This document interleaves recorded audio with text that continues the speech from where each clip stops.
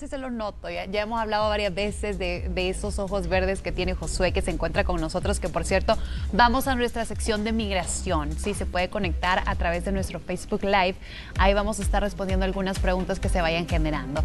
Así que Josué ya está con nosotros y nos va a hablar acerca del formulario de visa DS-160. Josué, ¿cómo está? Bienvenido. No se ponga nervioso por lo que dijo Georgina. No, claro que no. Buenos días. Y listo para hablar de esta información muy importante, porque ya mucha gente está preguntando para cuándo se puede aplicar para visa, así que es muy apropiado que hablemos de esto. Ok, perfecto. Josué, cuando nos referimos a visa o el formulario de visa DS-160, ¿de qué tipo de visa estamos hablando? Estamos hablando para el tipo de visa de turista. Ya la mayoría de gente, de verdad, sabe que ya el aeropuerto está abierto, están viajando muchas personas y a muchos quieren aplicar a una visa porque tienen planes de viajar más adelante. Entonces, la solicitud del formulario DS-160 ayuda para que llene ciertos datos y pueda presentarlo a la embajada americana. ¿Por qué es tan importante este formulario de visa de no inmigrante? El formulario es muy importante porque ha ido cambiando a lo largo del tiempo y de hecho cuando entré a trabajar con Heriberto hace 10 años atrás prácticamente era un formulario de una página, o sea, frente y vuelta, nada más ciertos datos y se enviaba. Ahora no, ahora el formulario ha cambiado mucho, prácticamente se divide en 6 partes y cuando se imprime el formulario tiene casi alrededor de 5, 6 o hasta 7 páginas dependiendo de la información que se solicite. Entonces, como ha ido cambiando a través del tiempo, cada vez se ha vuelto un poquito más difícil de llenar, más complejo, y entonces surgen más dudas al momento de llenar los campos necesarios. Entonces, por eso es importante que al momento de llenarlo se haga muy bien. ¿Qué está pasando entonces con este formulario de visas de no inmigrantes? Como ha estado cambiando, recordemos que el oficial es la primera información que observa en la aplicación de la persona. Tal vez uno dice, pero es que fui a la embajada y no me pidieron nada. Sucede, y es que a veces el cónsul no va a tener tiempo de leer todos los documentos que le llevamos, una constancia de empleo, la escritura. No, muchas veces el cónsul se centra en qué hemos llenado en la solicitud de visa. Entonces lo que está sucediendo es que el cónsul da más prioridad a este formulario y lo que llamamos con Heriberto es de que es como el currículum ante el oficial consular, es decir, casi toda nuestra vida está registrada en esas páginas de a quién vamos a ir a ver, qué familia tenemos, a qué nos dedicamos. ¿Verdad? Direcciones, información personal. Entonces, es información muy necesaria que hay que llenar bien. Imagínense las personas que la sacaron hace 10 años, ¿verdad? Hace 10 años atrás, que están a punto de renovarlo, o hace 8 o 5 años, ahora me cuentan de que actualmente se están pidiendo en las redes sociales, o sea, tus usuarios, ¿verdad? Cuando vas a renovar o cuando vas a sacar este tipo de visa, ¿verdad? ¿Cuáles son, Josué, esos errores tan comunes que nosotros hacemos al momento de llenar el formulario? Ay, de esto hay varios, muchos errores, ¿verdad? Que hemos visto a lo largo de los años y que las personas inconscientemente lo hacen. Uno que suele ser muy común es que, por ejemplo, ponen contacto para viajar, por ejemplo, ponen un hermano, ponen la información del contacto, van a ir a verlo, que es residente. Cuando lleguen más adelante en el formulario, en el Family Information, pide información de los padres y fechas de nacimiento, pero hay una pregunta. ¿Tiene usted parientes inmediatos en Estados Unidos que no sean sus padres? Y a veces involuntariamente a la gente le pone que no. Entonces, ¿qué sucede? Antes, en las páginas anteriores, había mencionado a su hermano, que es el contacto de que iba a ir a ver, pero ahora está poniendo que no. Eso ya es una contradicción en la solicitud. Sí. ¿Cómo es que me dice que va a ir a ver a su hermano y el formulario me dice que no? Entonces, esos son detalles de errores que a la gente le podría costar una negación en su solicitud. Otra parte de los errores que a veces vemos es contradecirse de lo que hemos puesto a lo que vamos a decir a la embajada americana. Por ejemplo, algo muy común que se olvida es la fecha de viaje. Le ponen una fecha que van a ir a ver, por ejemplo, vacaciones agostinas, y al momento de la entrevista, como fue hace mucho tiempo que llenó la solicitud, no, que quiero viajar para fin de año. Entonces ya hay una contradicción. No es lo mismo que lo que puse, que lo que yo le estoy hablando al oficial. Entonces, incongruencias, dejar datos en blanco puede desfavorecer en el proceso. Josué, ¿Cuánto tiempo se están tardando para tener actualmente una entrevista? Porque hay muchos que también piensan viajar, quizás tal vez no este año, pero sí el siguiente año. Quieren hacer algo en familia o quieren ver a sus familiares que están en el extranjero. ¿Cuánto tiempo aproximadamente tiene que pasar para que logren una entrevista? Por todo el tema de la pandemia. Sí, eso es muy importante que lo aclaremos, porque hay muchos que quisieran viajar en febrero, marzo, en sus vacaciones de inicio de año, pero lamentablemente ahorita los tiempos de espera están bien extensos. La embajada desde que cerró el 17 de marzo han estado sin atender procesos de visa y se han ido atrasando los cupos. Los que hemos estado programando la semana pasada estuvieron saliendo prácticamente para septiembre o octubre del 2021. Es decir, casi 10 meses a 11 meses de retraso. Claro, van a haber algunas excepciones, algunas situaciones de emergencia que sí tal vez puede ser evaluado en la embajada americana antes de esa fecha, pero son pocos casos. En general, para una aplicación de visa están las citas bien tardadas. Así que si usted quiere viajar para el próximo año, vaya haciendo este trámite con tiempo. Muchos de nuestros clientes ya están llenando los formularios y anticipándose, ¿verdad? Para que puedan, ¿verdad?, poder viajar tal vez a final del otro año. Por si tenían algo programado, ¿verdad? Para que no les vaya a agarrar la tarde o que compren los boletos y que no puedan viajar la fecha que tenían programada porque la entrevista se la van a dejar, no sé, 10 meses, imagínense, 11 meses, un año, sí, es bastante tiempo. Ahora, ¿qué sucede con las personas que se les venció la visa este año o que se les va a vencer el otro año? ¿Cómo pueden hacer en ese caso? Hay un proceso en el cual le llaman renovaciones de visa, que si califican con ciertos requisitos no es necesario esperar todo ese tiempo. Está disponible una opción que se llama Dropbox, o como la gente le llama comúnmente, el servicio de buzón, que si califica solamente llena su solicitud, paga en el banco y lo va a dejar a cargo express en el servicio de correo. Si la embajada ve que todo está bien al revisarlo, le van a emitir la visa en ese pasaporte y a las 2 semanas, prácticamente 2 semanas y media promedio, ya tendrá su respuesta si fue aceptado el caso y con la visa nueva ya va a venir estampada, o si va a requerir que tenga que presentarse a la embajada. Pero también puede venir en ese buzón que se la han denegado. ¿O no? Simplemente es como, ¿te la aceptaron o necesitas ir a entrevista? Eso, no es que venga una negación, sino que tal vez si no calificó, le mandan el aviso de que van a requerir entrevistarle. Entonces, hace una programación de cita que posiblemente quede a largo tiempo y ya entonces tendrá que expresarse ante el oficial consular y el oficial determinará si califica con los requisitos. Son excepciones, ¿verdad? Pero hemos visto muchos casos que los han estado aceptando las renovaciones sin ningún problema. Perfecto. Estamos transmitiendo a través de nuestro Facebook Live en la página de Hola El Salvador por si usted tiene alguna consulta que quiera hacerle a Josué acerca de este tema. Ahora, Josué, ¿por qué es tan importante? Vamos a hablar siempre del formulario. Es importante que la persona que llene este formulario deba tener conocimientos del inglés. Es muy importante porque hubo una actualización hace unos años atrás de que antes lo podían enviar en español, pero luego eso se cambió. Entonces todo lo exigían en inglés.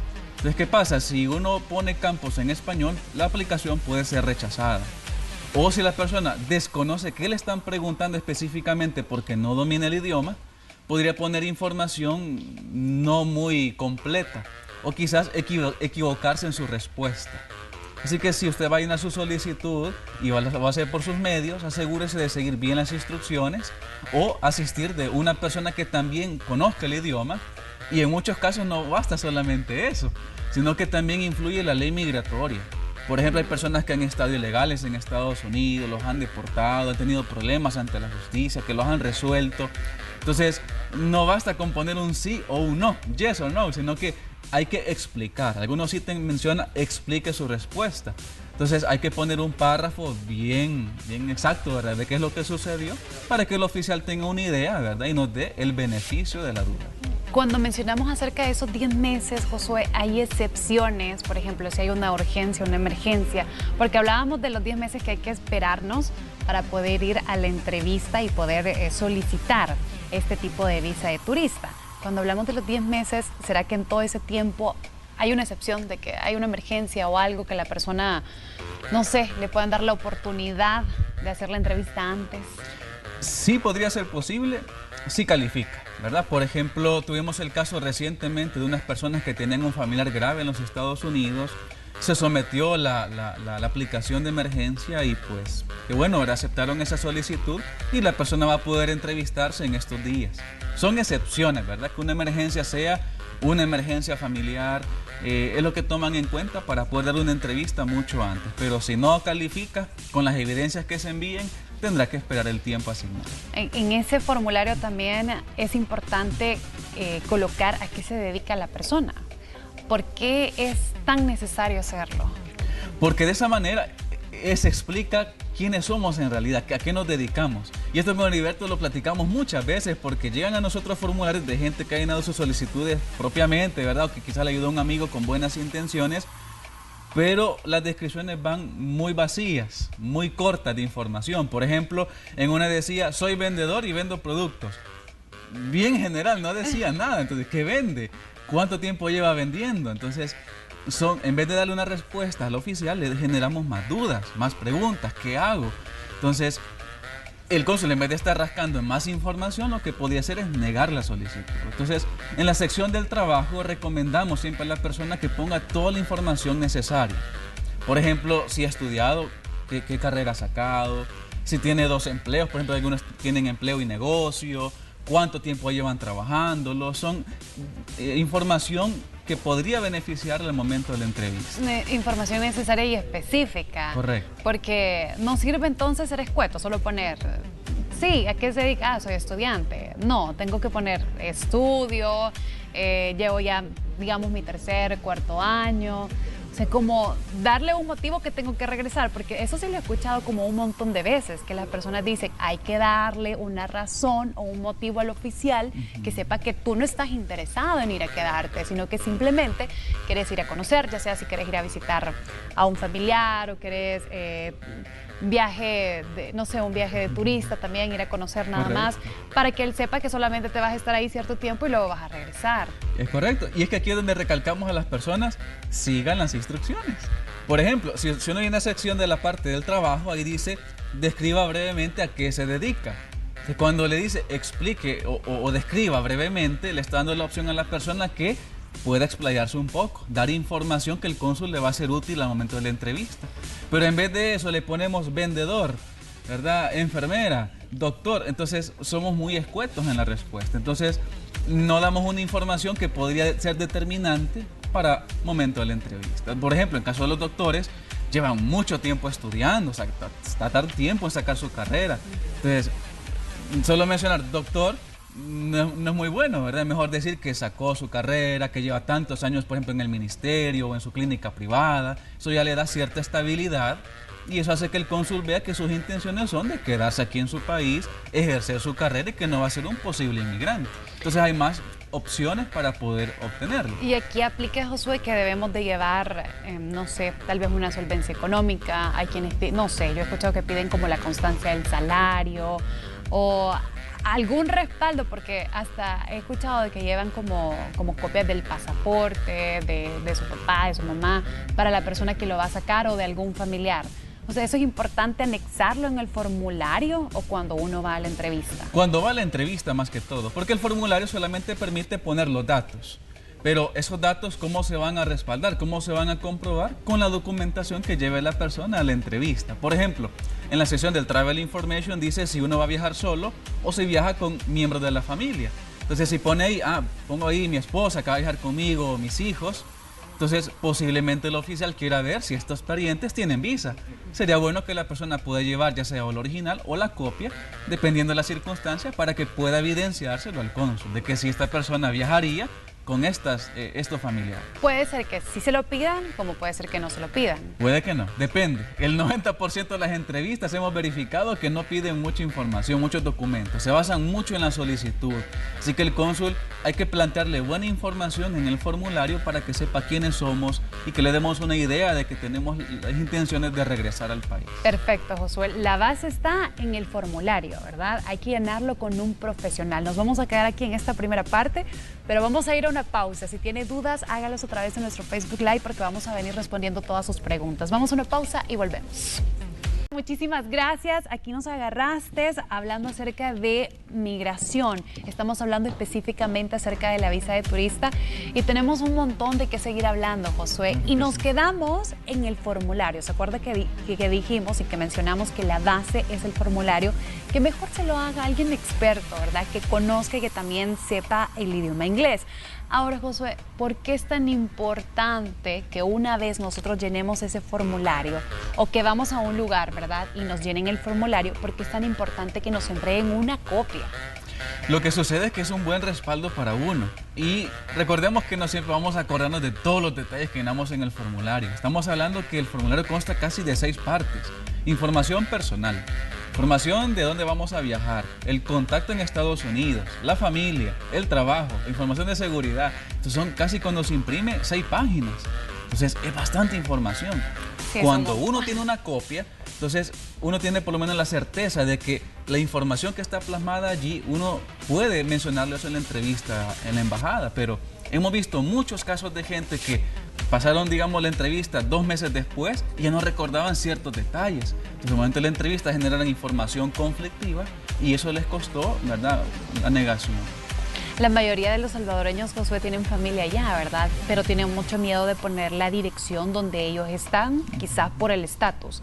¿Es recomendable siempre colocarlo? ¿No hay ningún problema o mejor se coloca otro tipo de dirección? Lo que pasa es que con la embajada siempre hay que dar toda la información necesaria, ¿verdad? Si sea familia, sea residente, sea ciudadana, tenga permiso. Si son parientes inmediatos, la solicitud lo va a pedir. Así que siempre recomendamos que la persona sea honesta con la información que va a brindar.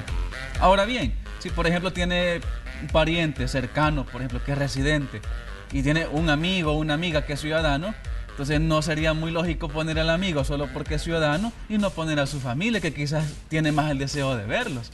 Entonces hay que saber también quiénes son el arraigo más cercano que tiene la persona para que en el momento de la entrevista eso no le genere confusión al oficial o empiecen a cuestionarlo porque va a haber amigos y no familia. Claro, van a haber excepciones, pero siempre es conveniente la familia. Porque siempre pesa más, ¿verdad? Por el vínculo que se tiene. Ahora, y los salvadoreños que quizás no tienen familiares en el exterior, casi todos tenemos un familiar, pero los salvadoreños que no tienen y quieren sacar esa visa, ¿qué dirección colocan? En muchas ocasiones tienen amistades tan cercanas, por ejemplo, desde bachillerato, de pequeñitos, ¿verdad? Que crecieron juntos en el mismo vecindario y que ahora la familia quiere llevarlos a Disney. Entonces, se puede colocar amistades si no hay familia. O otras personas que quieren hacer un viaje nada más porque quieren ir a ciertos lugares turísticos y tienen sus posibilidades para hacerlo, colocan hoteles de referencia, lugares turísticos que permiten a los turistas pues pasar la noche en el lugar. Entonces son direcciones que se pueden ocupar al momento de aplicar. Perfecto. Josué, ¿cuáles son esas recomendaciones que les puedes dar a todas las personas que están interesadas en obtener este tipo de visa? Recuerden que solamente hemos hablado acerca de la visa de turista. Así es. En primer lugar, que sea muy cuidadoso con la información que va a colocar, que lea bien las instrucciones, que sepa bien qué información va a colocar en el formulario y en aquellas preguntas que le permiten explayarse un poquito más, lo haga, ¿verdad? Porque es información que le va a servir al cónsul para tomar una decisión. Otra información, otra sugerencia es a la persona que no se deje llevar por otras personas que no tienen mucho conocimiento de la ley migratoria, ¿verdad? Mira, te lo voy a llenar y a veces no es la misma circunstancia uno que otro, así que es muy importante asesorarse muy bien. Y en tercer lugar, pida copia de su formulario. Eso le va a servir mucho para que usted esté seguro de la información que se puso y que, como decimos aquí el buen salvadoreño, no le den gato por liebre. Sucede que muchos solamente le llenan formularios genéricos, solo le entregan una hojita y la persona no sabe qué información le han puesto. Así que son de las recomendaciones que podemos hacerle. En oficina con gusto le podemos ayudar y le entregamos copia a todos nuestros clientes. Perfecto. Josué, aquí tenemos una pregunta que yo creo que tendríamos que ahondar un poquito más, pero dice, una consulta, tengo a mi prima que vive conmigo, el padre falleció y la mamá no tenemos paradero, ¿se le podría solicitar la visa a ella? Todo depende.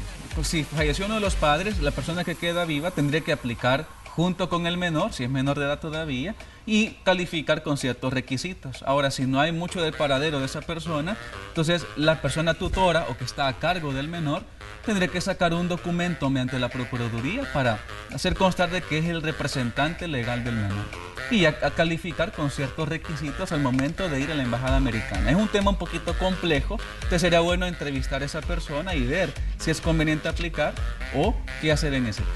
Perfecto, Josué. Y ya lo último, para las personas que tienen la visa de turista, pero que está próximo a vencerse, ¿cuánto es lo recomendable hacer la renovación? ¿Es un año, 6 meses o cómo funciona? De hecho, esa pregunta es muy buena hacerla porque se encuentra en las preguntas frecuentes de la página de la embajada. Ellos dicen de que en el mismo mes, si lo desea, ya puede iniciar con su proceso de renovación o unos meses antes si considera que al momento de viajar ya va a estar vencida. Ahora, si se pasa luego del vencimiento de la visa, le dan todavía ciertos meses para poder aplicar a la renovación.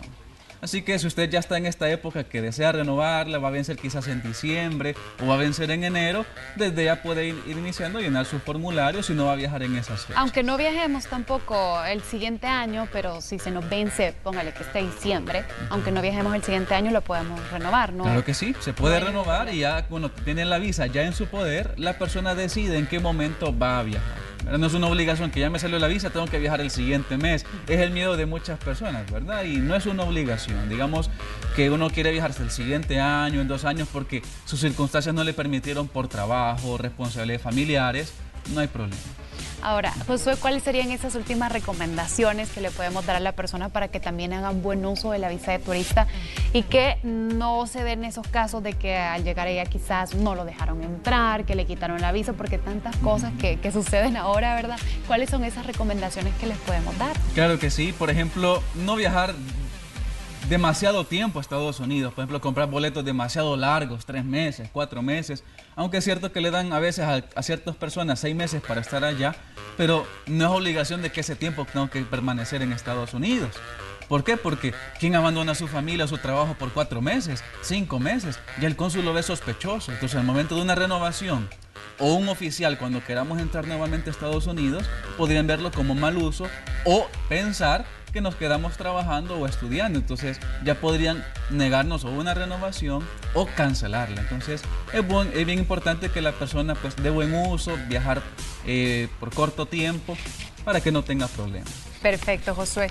Y aquí les voy a dar yo los contactos también para que mejor lo hagan con los expertos, que se asesoren con los mejores, porque así les van a dar, nos aseguramos que les van a dar también la copia del formulario, que eso es súper importante para que no haya incoherencias al momento de la entrevista, ¿verdad?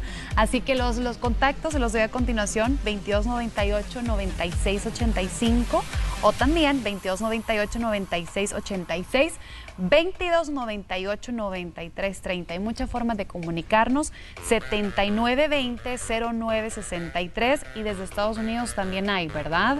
¿Cuál es el de Estados Unidos? Puede llamar desde Estados Unidos al 703-636-5906. Muchas personas que están allá desean que su familia viaje, así que pueden llamarnos a esa línea americana, lo repetimos, 703-636-5906.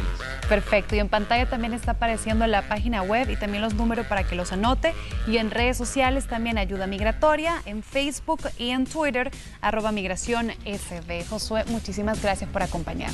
Bueno, gracias a ustedes por tenernos aquí, ¿verdad? Para hablar de esos temas muy importantes. Los vamos a estar esperando el próximo lunes también con otros temas más. Así que mil gracias, y ahí tiene toda la información para ustedes, para que lo anoten también, y en Facebook también ahí se los vamos a dejar los contactos para que estén pendientes por si tienen alguna duda. Y con esta información, con esta entrevista, nosotros continuamos con más de Hola.